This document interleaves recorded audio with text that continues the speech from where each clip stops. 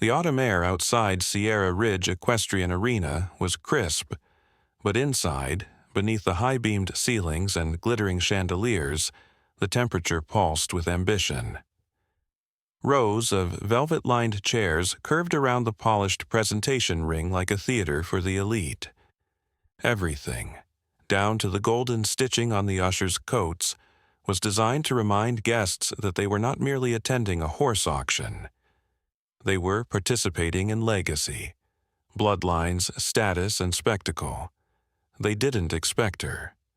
Riley Morgan walked in without a sound, boots worn smooth at the heels, jeans faded and tucked into leather creased with years of dust and silence. Her jacket, olive green and military-issued, still bore the shadow of a rank that once meant something, though no insignia remained. Her auburn hair was pulled back into a plain ponytail, revealing sharp cheekbones and a face that had forgotten how to flinch. She didn't wear makeup, jewelry, or anything that gleamed. She didn't need to. She paused just beyond the doorway, letting her eyes adjust to the room's opulence. Murmurs rippled through the crowd, not out of recognition, but judgment. They looked her over the way one might assess a broken fence post. Inconvenient, out of place, probably in need of replacement. "She looks like she wandered in from the maintenance barn," a woman in diamonds whispered into her champagne flute, but Riley didn't hear them. Or maybe she did, and chose not to care. Her gaze swept across the arena until it settled on the far edge of the ring, where an empty stall stood beneath a soft spotlight, waiting for the main event. Iron Legacy. The name alone had started a frenzy weeks ago. Whispers of his arrival had swept through the elite stables like wildfire. An Andalusian stallion with championship lineage, unmatched physique, and a temper nobody could tame. They called him untrainable, dangerous. Some said he'd sent 2 trainers to the ER and bucked off every handler who tried to approach.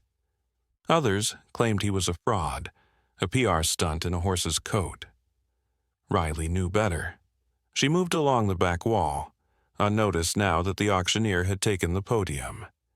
Langston Pierce, with his gleaming teeth and linen suit, began the evening's introductions with practiced charm, reading off the credentials of the warm-bloods and thoroughbreds that trotted out one by one. The crowd played along with dignified enthusiasm, raising numbered paddles with slow, deliberate flicks. Bids climbed, applause followed, and the rhythm of the evening fell into a predictable pattern, until the final announcement. "Ladies and gentlemen," Pierce's voice dipped an octave, the way a maestro quiets an orchestra before the crescendo. "We've arrived at the final lot of the evening. A horse who needs no introduction, but deserves one nonetheless. Iron Legacy." The hush was immediate. Stable attendants opened the side gate, and the stallion appeared like a specter forged from shadow and steel. His coat shimmered like onyx beneath the lights, each muscle taut with suspicion. His eyes were black fire. His presence made the room feel smaller. He didn't prance. He prowled. A handler attempted to lead him into the center ring, but Iron Legacy jerked back, planting his hooves with such force the reins went taut. The crowd tensed as the horse threw his head, snorted, and stomped, daring anyone to come closer. One wrong move, and the polished floor would bear the mark of panic. But none came. The handler, wisely, stepped aside. Langston Pierce cleared his throat, unfazed. "We'll open bidding at $60,000. A pause. Then, as expected, the front row stirred. 60, called a man in a navy suit with a Rolex and an attitude. Another bid followed. 75, from a silver-haired woman in a tailored blazer. 80, 90. The numbers ticked upward like a slow-burning fuse. 150, 180, 200. Yet still the stallion stood like a coiled storm. Riley remained silent at the back, arms crossed, eyes fixed on the ring. She wasn't counting figures. She was watching for something else, something no one else in that room would see. A flick of the ear, a shift of weight. The way his eyes scanned, not wild, but aware. Pierce called, "220. Do I hear 240? Then silence. Drake hadn't bid yet, but Riley could feel his presence. She didn't need to look to know where he sat, just left of center, one hand resting on the arm of a chair built more for power than comfort. Stetson Drake, the man who'd bought this arena, rebranded it, and turned it into the gilded playground of equine elites. He wore a Stetson hat and a smile carved from old money. Once, years ago, they stood on the same training field. Now he ruled from a throne, and she watched from the shadows. 240, someone called from the right. Do I hear 260? Pierce prompted. Riley raised her hand. No flourish, no hesitation, just one, precise motion. The number that left her lips rang louder than any bid before. 600,000. You could have heard a needle drop. Pierce blinked. 600? Mouths parted. Heads whipped around. Even Drake shifted forward, disbelief flickering in his eyes. Someone laughed, short, nervous. Another muttered, "That can't be right." Riley said nothing. Her hand remained raised. The room spun into a stunned silence as Pierce stumbled to recover. "Ladies and gentlemen, we have a new high bid of $600,000. The room didn't applaud. No one raised a paddle in response. They were still trying to understand what just happened. Who the hell was this woman? From the far edge of the ring, Iron Legacy turned his head slowly toward her and didn't look away. That was the moment it began. Not just the auction, but the story they'd all remember long after the gavel struck. The night Riley Morgan stopped being invisible. The wind swept harshly across broken Mesa, carrying the dry bite of desert dust and silence too thick for words. Riley Morgan stood at the open gate of her ranch, one hand resting on the cold metal latch, the other lightly gripping the lead rope clipped to Iron Legacy's halter. The stallion snorted as the scent of open range hit his nostrils, muscles tensing under the weight of his own legend. This wasn't velvet flooring and chandelier lights anymore. This was raw, red dirt wilderness, the kind that didn't care about bloodlines or price tags. Riley didn't speak to him as she led him down the gravel path, past the faded barn that still bore her father's initials carved into the side, past a paddock where two rescue mares lifted their heads, eyes curious and cautious. She watched as Iron Legacy moved, not with the elegance of a show horse, but with the barely contained energy of a creature used to resistance. There was power in his gait, a flicker of rebellion in every step. And yet, he followed.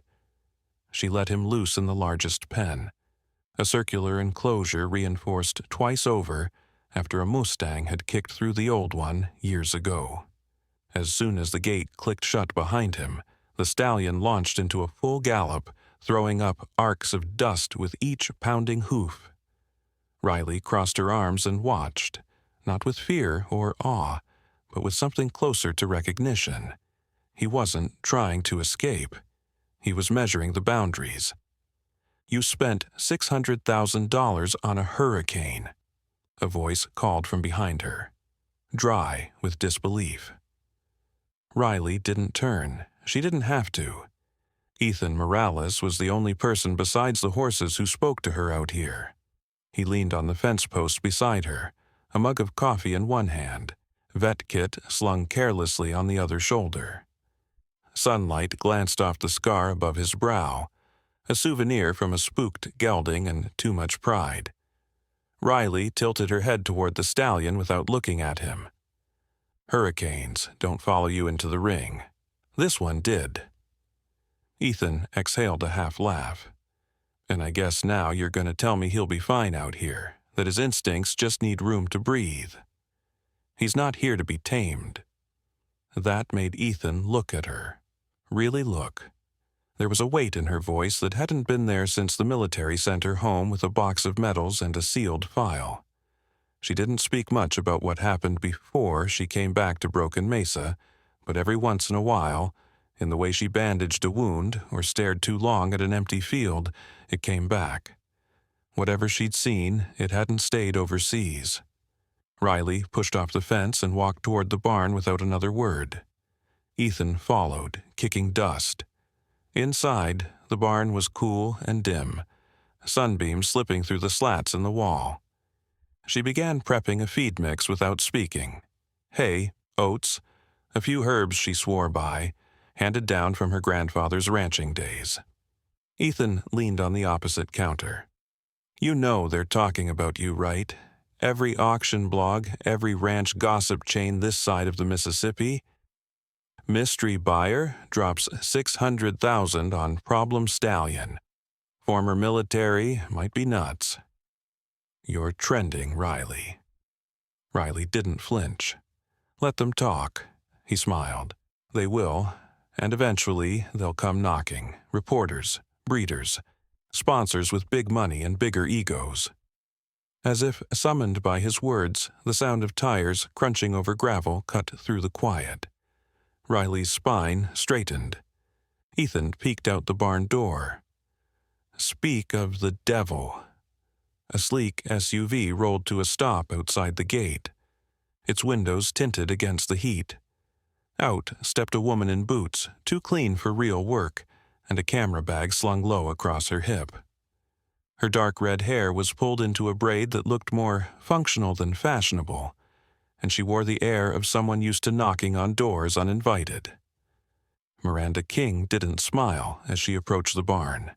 She simply raised her press badge and said, "Riley Morgan?" Miranda King, Western Equine Review. You're a hard woman to find. Riley stared at her for a long moment, then went back to her feed buckets. "I'm not interested in press." "That's funny," Miranda replied, pulling out a recorder without missing a beat, "because the whole country seems very interested in you."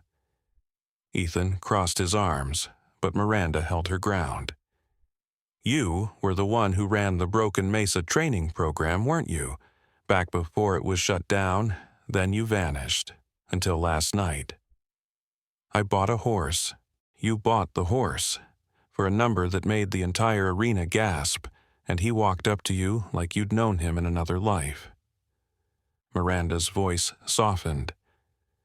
"I've covered this industry for 15 years. I've seen arrogant buyers try to fix broken horses with brute force and flashy gear. But what I saw last night, that wasn't training. That was something else." Riley didn't answer. Instead, she wiped her hands on a towel, walked to the barn door, and nodded toward the pen. "Go look at him." Miranda followed her out, shielding her eyes from the sun. Iron Legacy stood at the far end of the pen, chest heaving from a run, coat streaked with dust and sunlight. But he was watching them, ears forward, eyes alert. "I've seen him before," Miranda murmured. "Not in person, in classified footage." That made Riley's head turn. Miranda reached into her bag and pulled out a still image, blurry, marked with a timestamp and military ID code. A black horse, mid-charge across a battlefield perimeter. In the corner of the shot, a soldier lay unconscious. The horse's eyes locked on something out of frame, but the power in the image was undeniable. This was from Afghanistan, the last weeks of Project Equinox. Riley didn't speak, but her jaw tightened. "He has a marking," Miranda continued, voice now just a whisper. "Under the mane, high on the left side, faint, like a tattoo that was supposed to be removed but wasn't. It's the same number used for Equinox subjects. That stallion is not just any Andalusian, he's one of the last." Silence spread between them like thunder before a storm. "I want to tell the truth," Miranda said finally. "But I need to know, what did they make you leave behind out there?" Riley turned her gaze back to Iron Legacy. He wasn't wild now. He was still, eyes steady on her. The silence wasn't empty. It was an answer neither woman had the courage to name just yet. I left behind the only thing that ever ran toward gunfire to pull me out, she said. And now, maybe he found his way back. The road to El Paso cut through the desert like a scar, a long, dry wound beneath a bruised sky.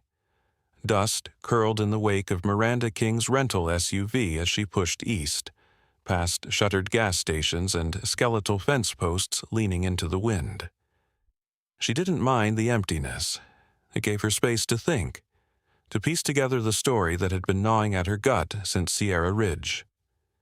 Ever since Riley Morgan bid $600,000 on a stallion the world swore couldn't be tamed, Miranda had known this wasn't just about horses. It was about ghosts, and government secrets, and the kind of trauma that didn't wear a uniform but still marched in the marrow of a person's bones.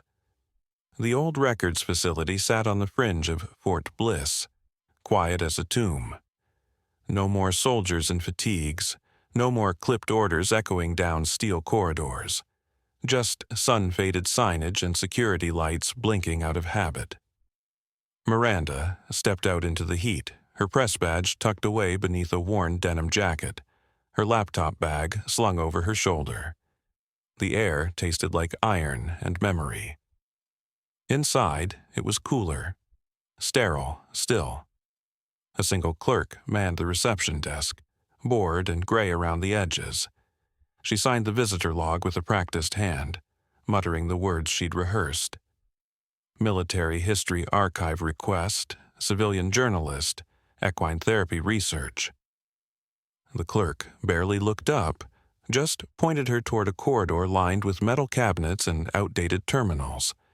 It took 2 hours, a vending machine sandwich, and enough dust to choke a mule before she found it. An old project tag buried in a decommissioned index, Project Equinox, discontinued 2015. The file was thin, too thin. Pages had been removed, entries blacked out with permanent marker. But what remained was enough. Notes on stress-responsive behavior, enhanced bonding traits, subjects labeled by serial code, not names, and one name scribbled at the margin of a scanned requisition form. Morgan, R. Handler Class Alpha. Miranda exhaled slowly. The dots were connecting. Riley wasn't just a former trainer. She had been at the core of the program. And Iron Legacy, he wasn't any ordinary stallion. She snapped photos with her phone, careful not to draw attention. Just as she was slipping the last document back, a name caught her eye. Ivy Blackwell. Civilian consultant. Behavioral science. Last known address, Taos County. It was a thread, and Miranda, stubborn as a mule herself, wasn't about to let it go.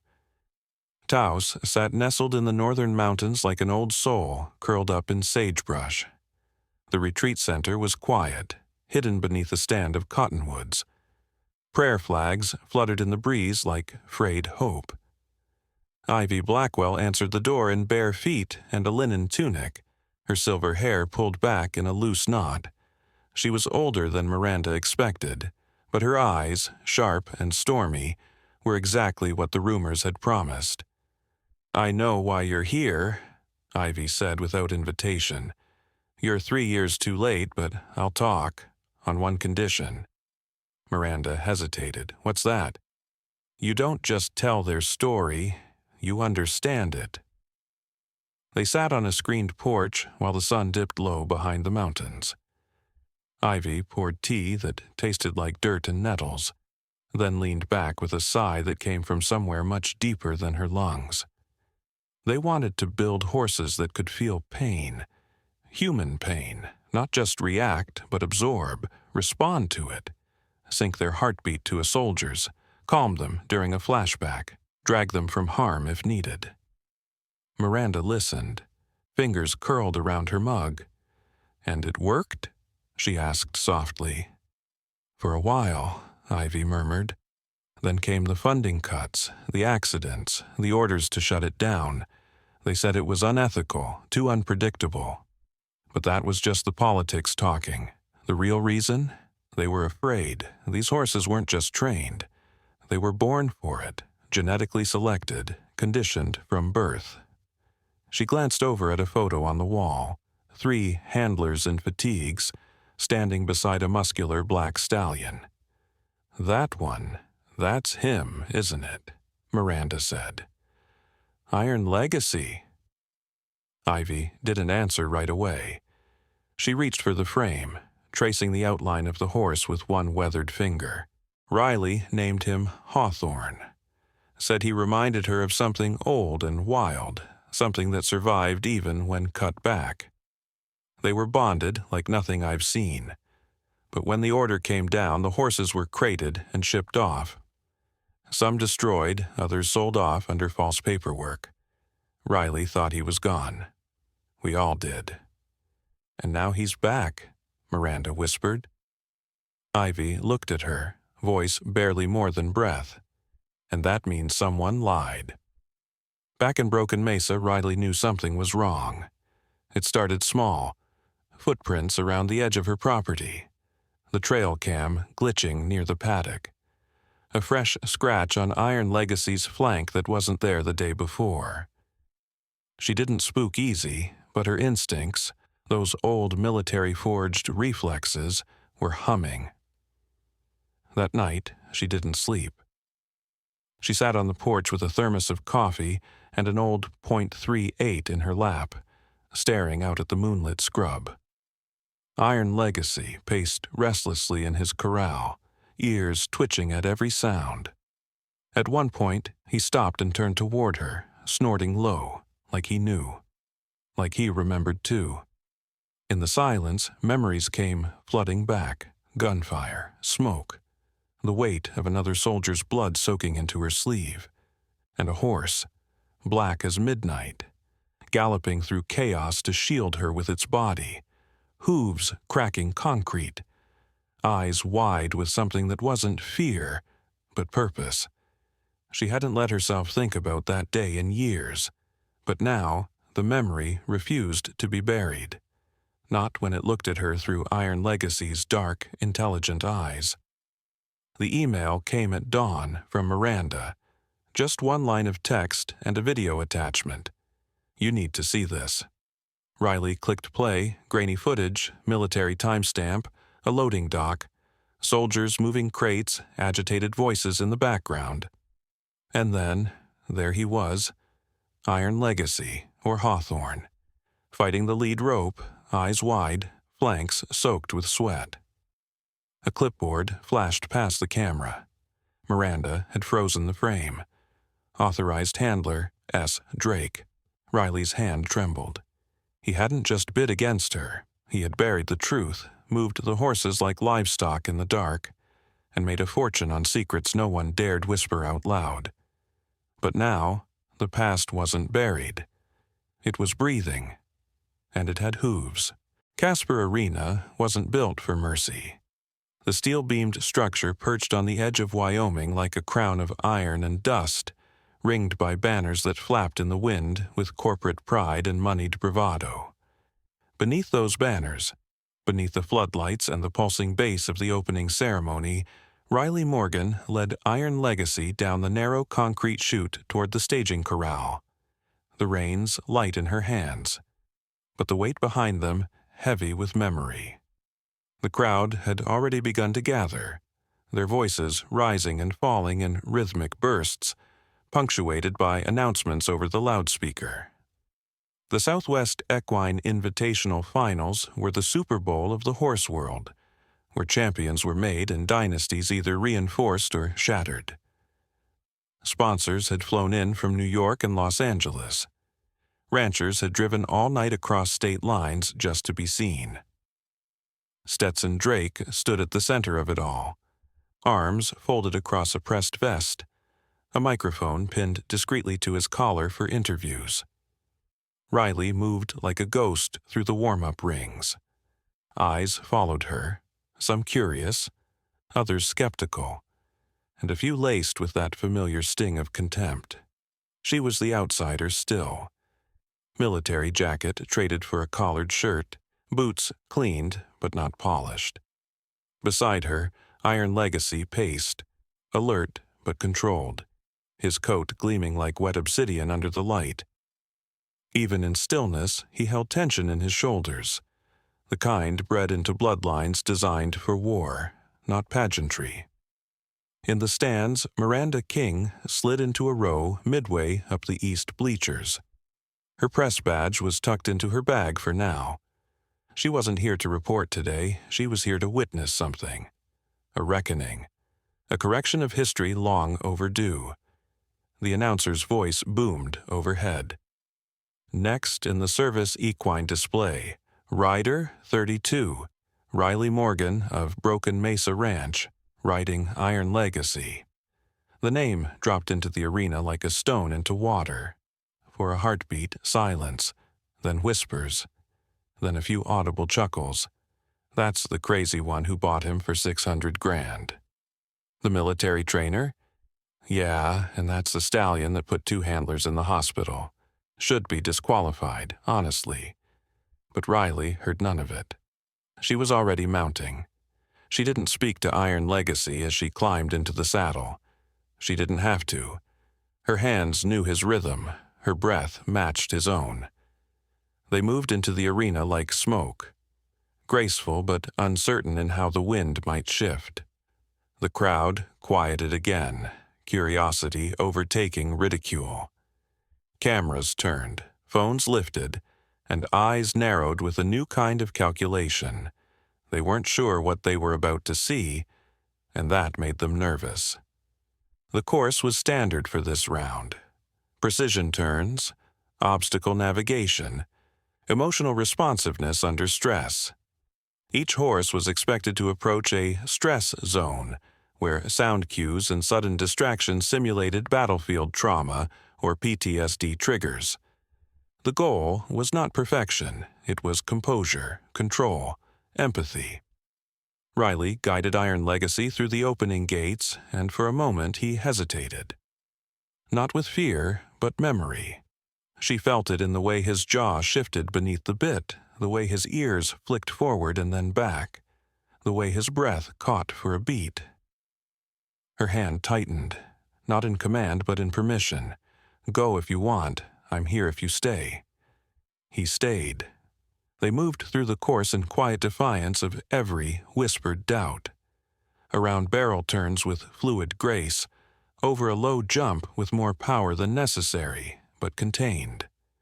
Then came the stress zone.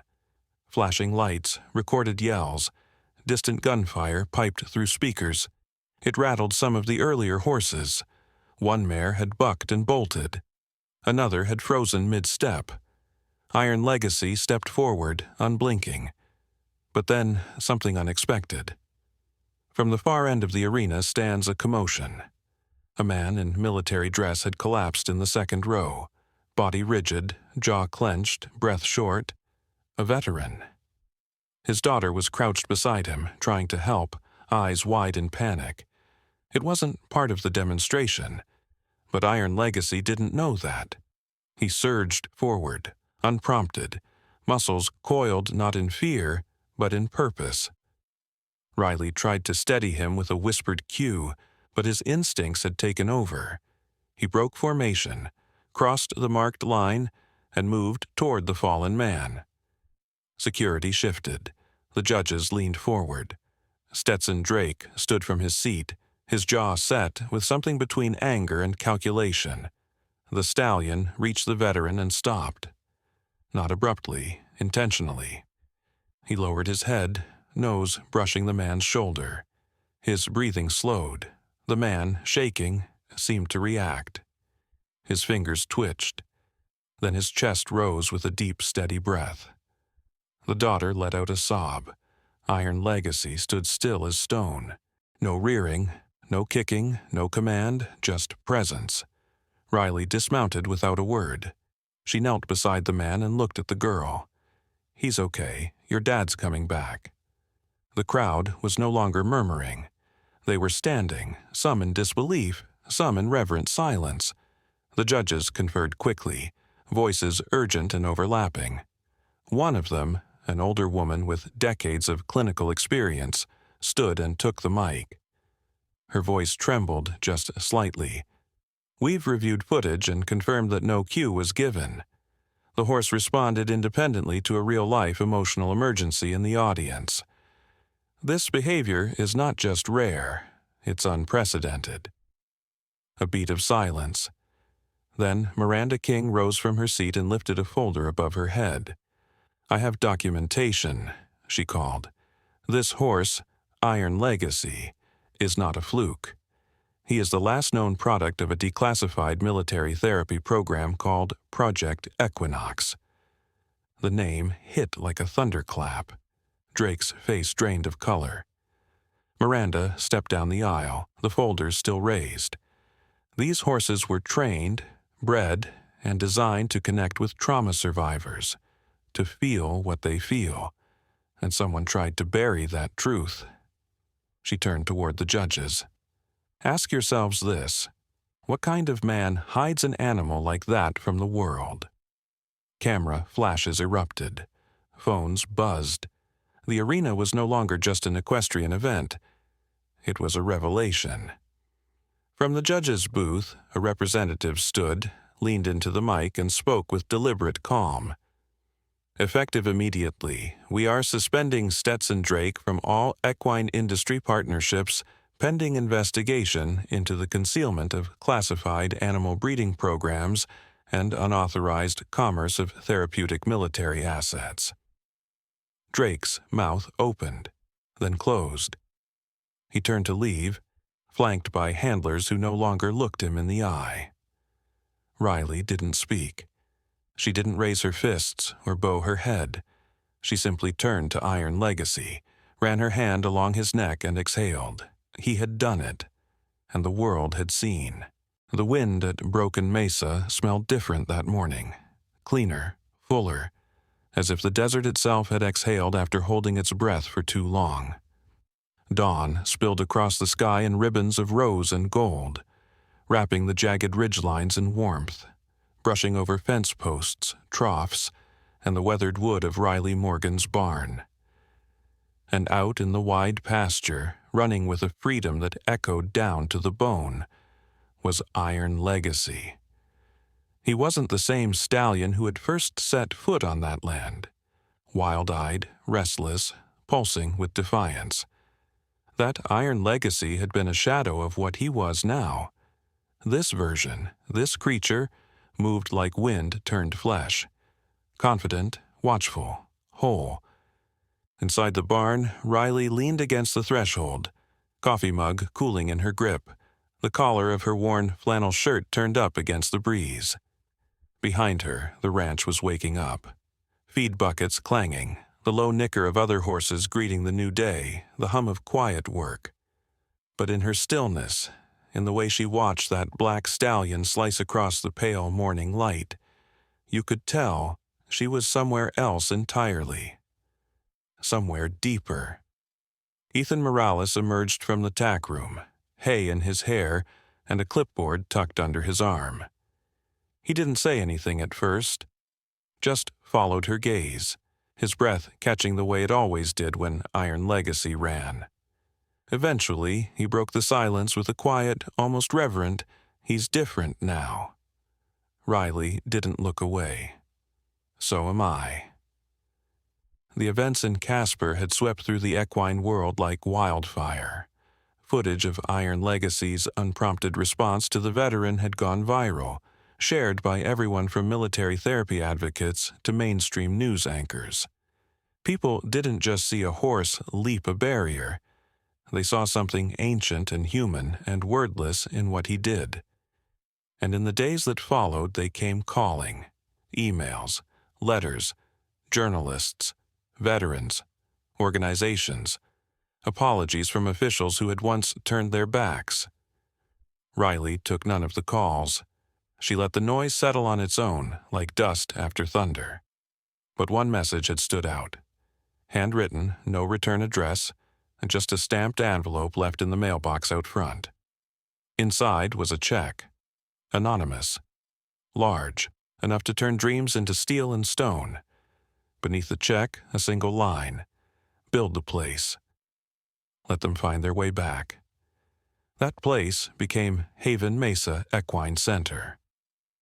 It wasn't much at first: a few converted barns, fencing that had to be rebuilt in sections, a gravel parking lot lined with solar lanterns, and an old signpost someone carved by hand.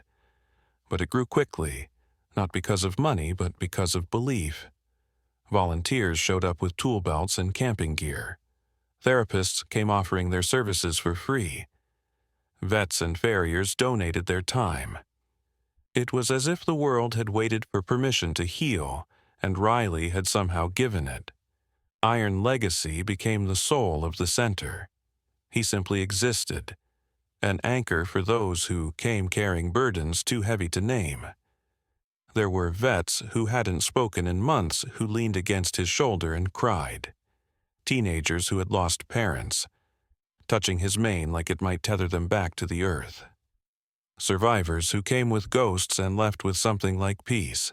And Riley, she did what she was born to do: not command, not control, just walk beside them. Miranda King returned that fall with a camera crew and a notebook full of truth.